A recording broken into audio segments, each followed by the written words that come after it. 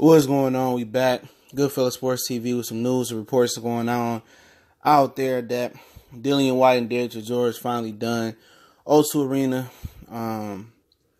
December 22nd, which is turning in to be one hell of a day for boxing. So Goodfellas Sports TV. About to hit y'all with at least two or three straight videos, so be on the lookout for that. Shout out to everybody holding us down. And, they finally came to terms. Seems like Dereck Chisora was holding on for more money. He signed with David Hay Management after they got into their little fight and beef. And he eventually got whooped on by David Hay. Now he signed with David Hay Management. It made negotiations more complicated. Now it's go time, it sounds like. Tomorrow is supposed to be the press conference between Dereck Chisora and Dillian Whyte. I think it's definitely a fight that needs to happen. The first fight, a lot of people thought Dereck Chisora won the first fight and Dillian Whyte got a super duper gift. I believe that Dillian Whyte has improved. I believe Dereck Chisora took a loss to nobody in Monte Carlo, or I think it was Monte Carlo. I can't remember. I think it was Monte Carlo he took a loss in versus somebody nobody really knew about.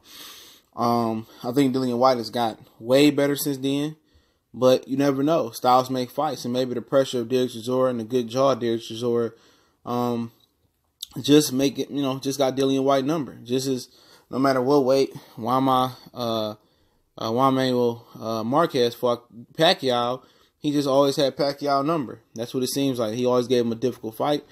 And Dereck Chisora might just be Dillian Whyte rival and give him a tough fight. And also on that day, I think Frampton and Warrington is on that day. Also rumored to be on that day. Some news here is that Erislandy Lara reported last fight at 154 is going to be going on that day versus Brian Carlos Castanos, December 22nd. I think that's going to be on the PBC Charlo undercard, as well as Dominic Brazil returns on that card, as well as both of the Charlo fights on that card. So it's a jam day of boxing, December 22nd, all day. Okay, from Frampton and Warrington to Dillian Whyte, Dereck Chisora, which Frampton and Warrington got picked up by ESPN Plus. And then on Fox, free TV, you have the Charlo twins. Main event and co-main event, Dominic Brazil. You got Erislandy Lara that might fall on that card. So December 22nd is turning out to be an extravagant day for the sport of boxing. And like I said before, I've never really seen in recent history, probably last 10 years, boxing have so many fights in the middle or towards the end of December, especially as close as Christmas. You really don't get that in boxing. After like the first week of December, you really see the major American network fights really drop off. In the UK, major fights drop off, and people geared up and get ready for like the second quarter. A lot of fighters like to enjoy Thanksgiving, enjoy Christmas, enjoy the New Year's, and really come back around March, April. But now you've been seeing guys fight more in January, more in February. Now you're seeing guys fight more in December, trying to get that bag before Christmas. So I definitely can dig it. It'd be very, very interesting. Very, very interesting how this fight plays out, though. Okay. You potentially got 2 fight of year candidates from the UK, Warrington and Frampton, in this fight. I think Dereck Chisora is a little bit over the hill, since they fought last time. But like I said before, he might just have his number. Eddie Hearn had no choice but to make this fight happen. And Dereck Chisora knew he was in a position of power. And what I mean by that is he knew that they had nobody else to fight because they weren't going to put Dillian Whyte and Luis Ortiz. So if Dillian Whyte went to another opponent, a lesser opponent, I don't know, let's just say Fresno Quindo. Just for example, they got Fresno Quindo. And people like, man, Luis Ortiz said he ain't had nobody to fight. Why didn't fight Luis Ortiz? It was too much public pressure on Dillian Whyte. He had to fight Dereck Chisora or Luis Ortiz, or it really wouldn't have helped his cause or help AJ and Eddie Hearn cause down the line. Now you get Dereck Chisora, it makes sense. Not fighting a Fresno Quindo or fighting another fighter. Obviously, Big Baby Miller didn't want to fight him. He wanted to go for the regular WA belt and then somehow fight Dillian Whyte. But Dillian Whyte seems to be already promised his WBO mandatory shot if he get named WBO mandatory to fight AJ in April 13th. People talking about Pulev April 13th. I think Pulev is going to be more the October variety. Okay. So, it should be very, very interesting. Very, very interesting, man. This is a good fight. I think I favor Dillian Whyte, even though it seemed like he got beat the first fight. But I favor Dillian Whyte in this fight. I think Dillian Whyte should get the job done. But I think the big elephant in the room, in my opinion, I don't know if many people thought this way, if Dereck Chisora beats Dillian Whyte, does he go on to get an AJ fight? That's the question. Does he go on and fight Anthony Joshua? And do the fans accept that in the UK? I know fans in the United States not going to accept until you fight Deontay Wilder, Tyson Fury, where just straight up, just keep it in 100. Until that happen, AJ ain't gonna get no respect from the hardcore American fan base. Now you got some buck dancing, tap dancing brothers over here, that's just don't like Wilder, and you got a lot of American, other whites, Mexicans, Puerto Ricans that don't like Wilder. So it's no pressure, but everybody's starting to open up and see the light, knowing that AJ is a punani.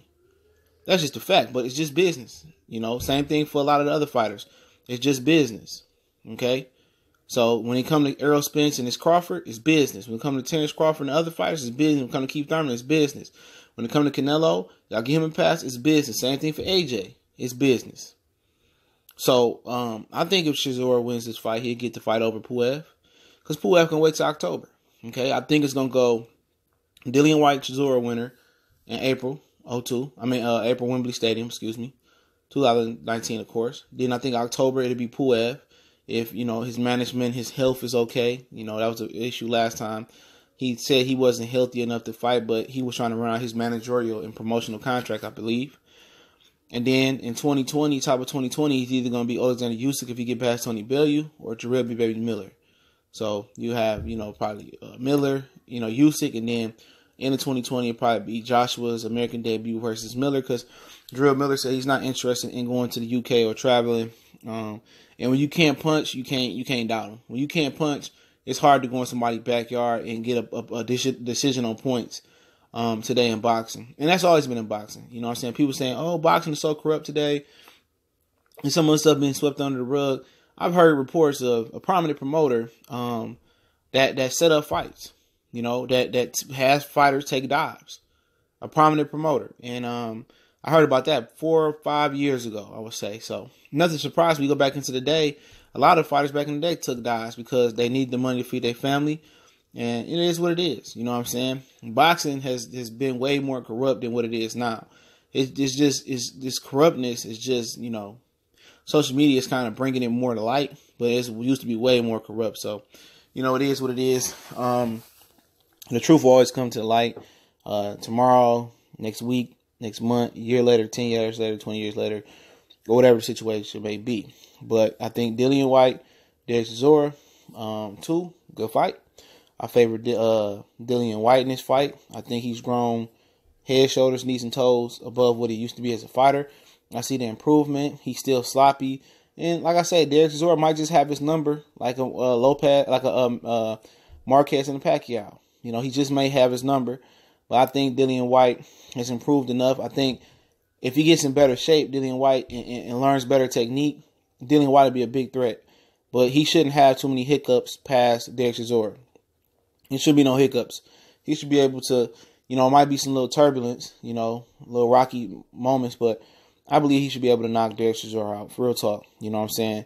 And if he can't make easy work of Dereck Chisora, I'm not saying like blow him out in 2 or 3 rounds, even if he goes to decision. If he can't beat Chisora by 3 points, man, he don't deserve to be in there with AJ, in my opinion, man. So, December 22nd, O2 Arena, Dereck Chisora, Dillian Whyte. I haven't heard anything if it's going to be on pay-per-view, but I imagine it's going to be on pay-per-view. That's just my 2 cents. Not saying I got any inside sources. But December 22nd, huge boxing day. Carl Frampton, Josh Warrington, Dillian Whyte, Dereck Chisora, Lara, Carlos Castanos for the regular WA title. Dominic Brazil is on that Fox card as well as the Charlos, taking on Willie Monroe, Jamel Charlo taking on Tony Harrison, Super Bad Harrison from Detroit. Shout out to Detroit. What up, doe, all my Detroiters. If you want to make a donation, the link's in the description. If you want to follow us on social media, we just on Facebook. That link's in the description as well. You can email me for business inquiries and video requests. Shout out to everybody holding us down. Definitely appreciate you brothers holding us down and sisters as well. We gone.